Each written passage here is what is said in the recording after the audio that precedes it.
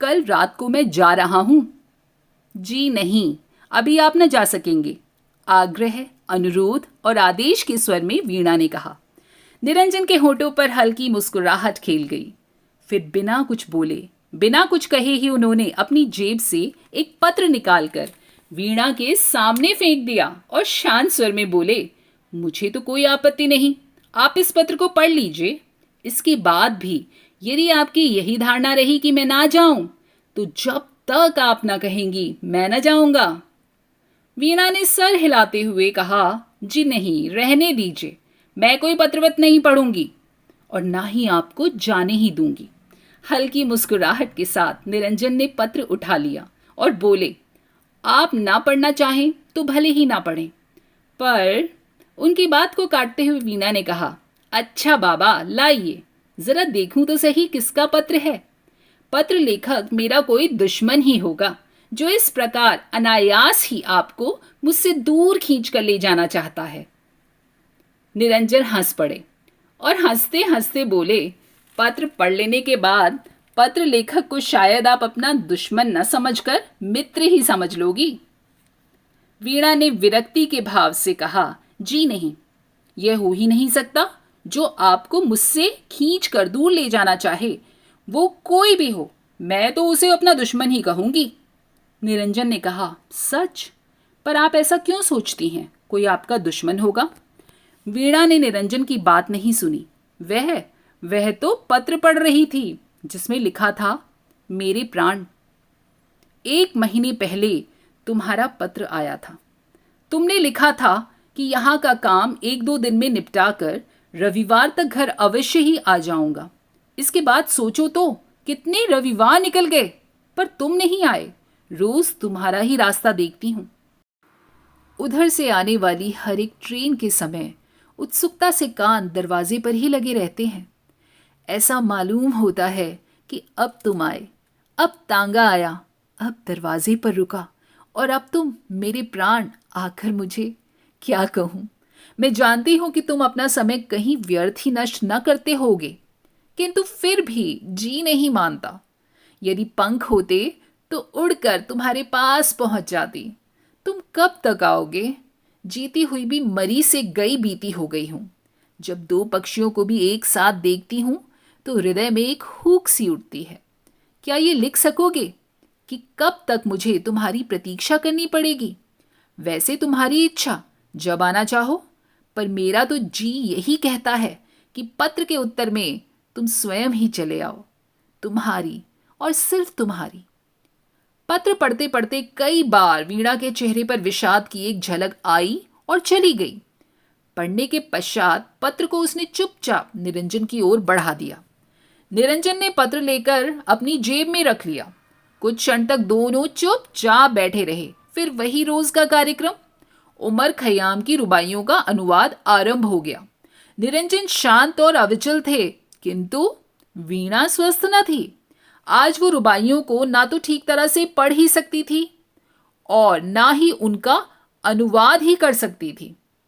निरंजन से वीणा की मानसिक अवस्था छिपी न रह सकी। उन्होंने कहा, आज आप अनुवाद का काम रहने ही दें, कल हो जाएगा। चलिए थोड़ी देर ग्रामोफोन को सुने। बाजे की चाबी भर दी गई। रिकॉर्ड चला दिया गया। इंदुबाला का गाना था, सजन तुम काहे को नेहा लगाए, 1, 2, 3। वीणा ने बार बार इसी रिकॉर्ड को बजाया। तब तक वीणा के पति कुंज बिहारी ऑफिस से लौटे। बोले, वीणा, तुमसे कितनी बार कहा है कि इतनी मेहनत मत किया करो, पर तुम हो कि मानती ही नहीं। जरा अपना चेहरा तो जाकर शीशे में देखो, कैसा हो रहा है, कैसी लग रही हो तुम। वीणा कुछ न बोली। निरंजन ने कहा, जी हां, यही बात तो मैं भी इनसे कह रहा था कि आप इतनी मेहनत ना करें, सब होता रहेगा। उस दिन निरंजन के जाने के बाद वीणा ने रात भर जागकर सारी रुबाइयों का अनुवाद कर डाला। अब केवल एक बार देख लेने ही की आवश्यकता थी, सब काम हो चुका था। निरंजन की पत्नी का पत्र पढ़ लेने के बाद वीणा अपने आप ही अपनी नजरों में गिरने लगी। उसे ऐसा मालूम होता था कि निरंजन के प्रति उसका प्रेम स्वार्थ से परिपूर्ण है, क्योंकि उसे उनका साथ अच्छा लगता है और इसीलिए वह उन्हें अपने दुराग्रह से रोके जा रही थी। निरंजन को पत्नी की नम्रता एवं उसके शील और विश्वास के सामने वीणा अपनी दृष्टि में स्वयं ही बहुत हीन जंचने लगी। निरंजन बहुत नम्र प्रकृति के पुरुष थे और विशेषकर स्त्रियों के साथ वे और भी अधिक नम्रता से पेश आते। यही कारण था कि वे वीणा का आग्रह न टाल सके। कई बार जाने का निश्चय करके भी वे न जा सके, किंतु आज वीणा ने सोचा कि अब मैं उन्हें कदापि न रोकूंगी, जाने ही दूंगी। मैं जानती हूं कि उनका जाना मुझे बहुत अखरेगा, परंतु यह कहाँ का न्याय है कि मैं अपने स्वार्थ के लिए एक पति पत्नी को अलग अलग रहने के लिए बाध्य करूं, मजबूर करूं? ना, अब ये ना होगा। जो बीतेगी वो सहूंगी, पर उन्हें अब न रोकूंगी। दूसरे दिन समय पर ही निरंजन आए। वीणा उन्हें ड्राइंग रूम में ही मिली। उन्हें देखते ही उठकर हंसती हुई बोली। यद्यपि उसकी ये हंसी होठों तक ही थी, उसकी अंतरात्मा रो रही थी। उसे ऐसा जान पड़ता था कि निरंजन के जाते ही उसे उन्माद हो जाएगा। कहिए निरंजन जी, आपने जाने की तैयारी कर ली? निरंजन ने नम्रता से कहा। जी नहीं, मैं आज कहाँ जा रहा हूं।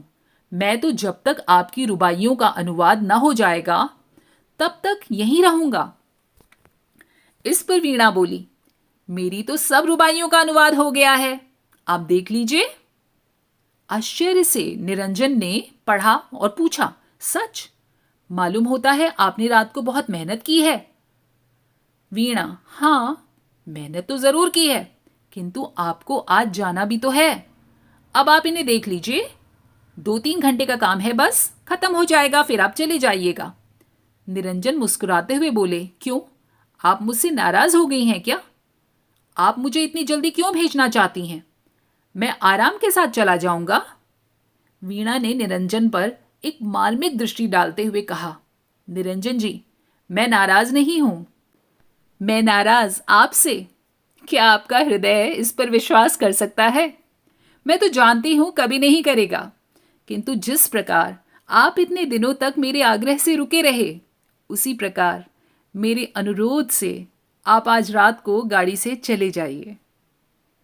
निरंजन ने दृष्टि उठाकर एक बार वीणा की ओर देखा, फिर वह अनुवाद की हुई रुबाइयों को देखने लगे। दोस्तों, कैसी लगी आपको ये कहानी अनुरोध? उम्मीद है पसंद आई होगी। अगर हाँ तो कमेंट करके ज़रूर बताइएगा। मिलेंगे आगे भी ऐसी ही कहानियों के साथ। तब तक अपना और अपनों का खूब सारा ख्याल रखिएगा। स्वस्थ रहिए और मस्त रहिए। धन्यवाद।